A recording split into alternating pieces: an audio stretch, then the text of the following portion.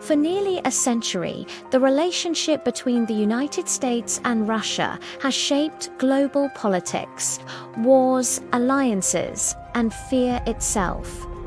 They were once allies. They later became enemies, and today they stand closer to confrontation than at any time since the Cold War. To understand why, we must go back to the moment the modern world was born.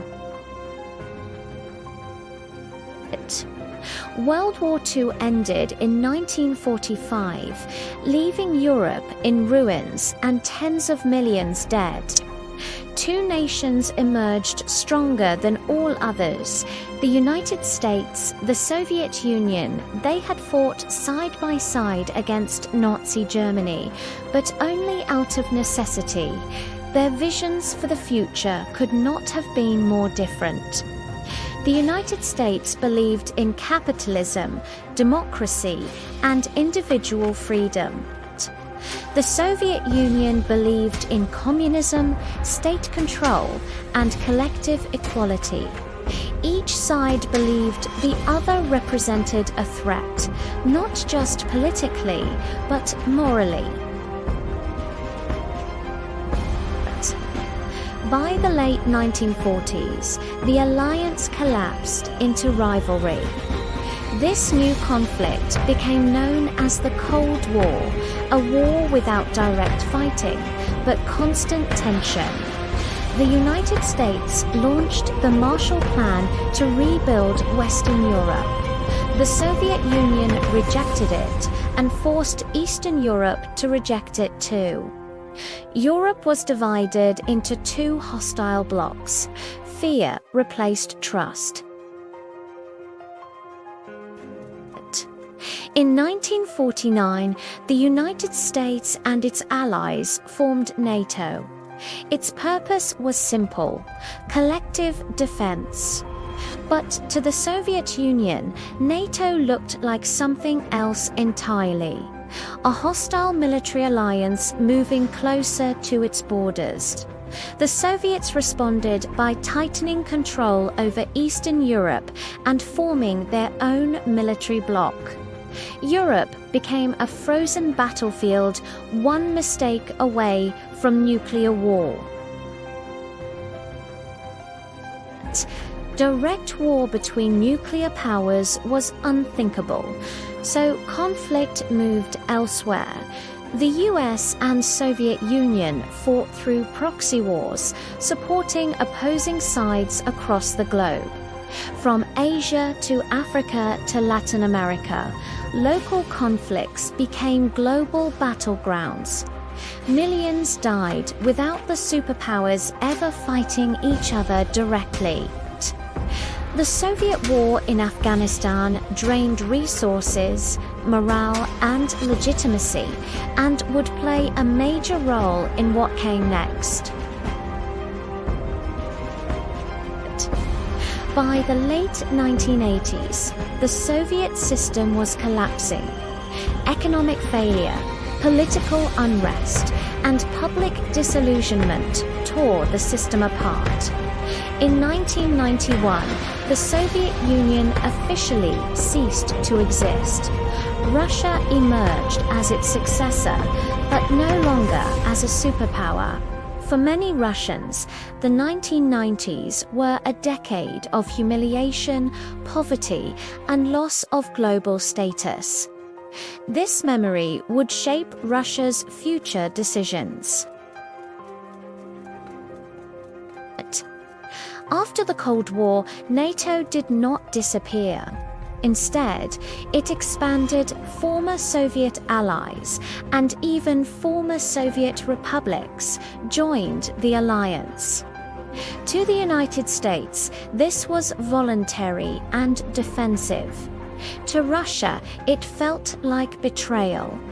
An alliance created to contain the Soviet Union was now moving closer to Russia itself. Trust collapsed once again.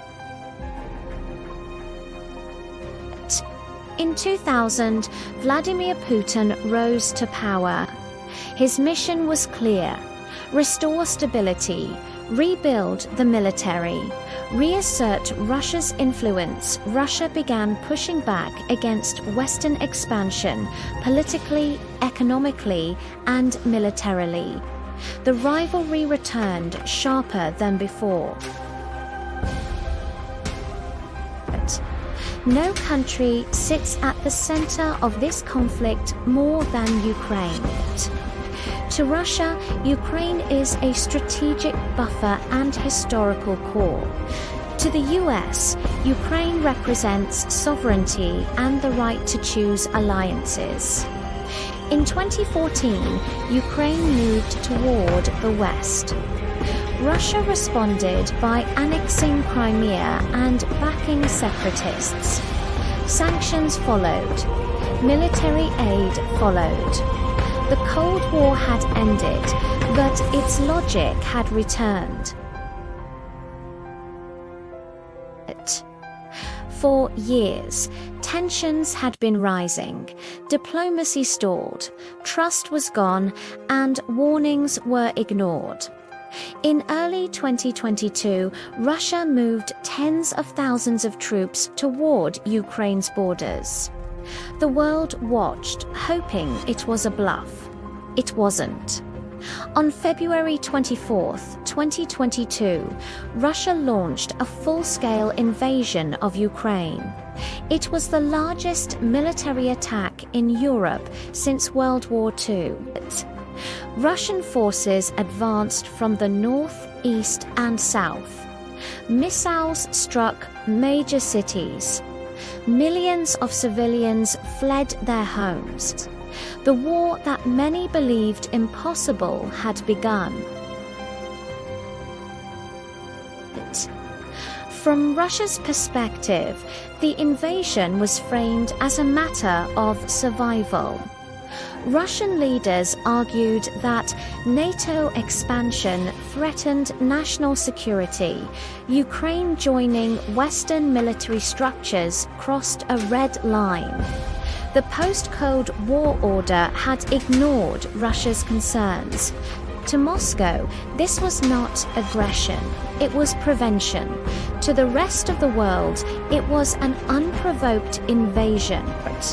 The United States and its allies chose not to fight Russia directly. Instead, they responded with massive economic sanctions, military aid to Ukraine, intelligence and training support, diplomatic isolation of Russia. This turned the war into something familiar, a proxy conflict between nuclear powers. The battlefield was Ukraine. The stakes were global.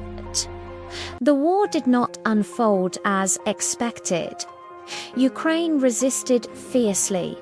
Russian forces failed to achieve a quick victory. The conflict became long, grinding, and brutal. As the months passed, front lines shifted slowly. Casualties mounted on both sides. Cities were destroyed. The global economy felt the shock. Food prices rose. Energy markets destabilized. The world felt the consequences. Today, the war continues.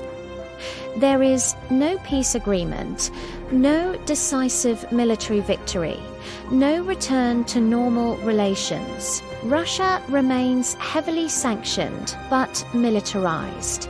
Ukraine remains resilient but dependent on Western support. The United States and NATO continue backing Ukraine while avoiding direct war with Russia.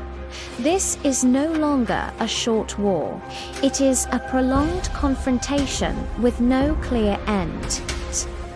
The US-Russia conflict did not begin in 2022. It did not begin in Ukraine, and it did not begin with one leader. It began decades ago, shaped by fear, power, history, and unresolved security dilemmas. The war in Ukraine is not an isolated event. It is the most dangerous chapter in a long rivalry that never truly ended. The question now is not who is right, but how much the world is willing to lose before it finds a way forward.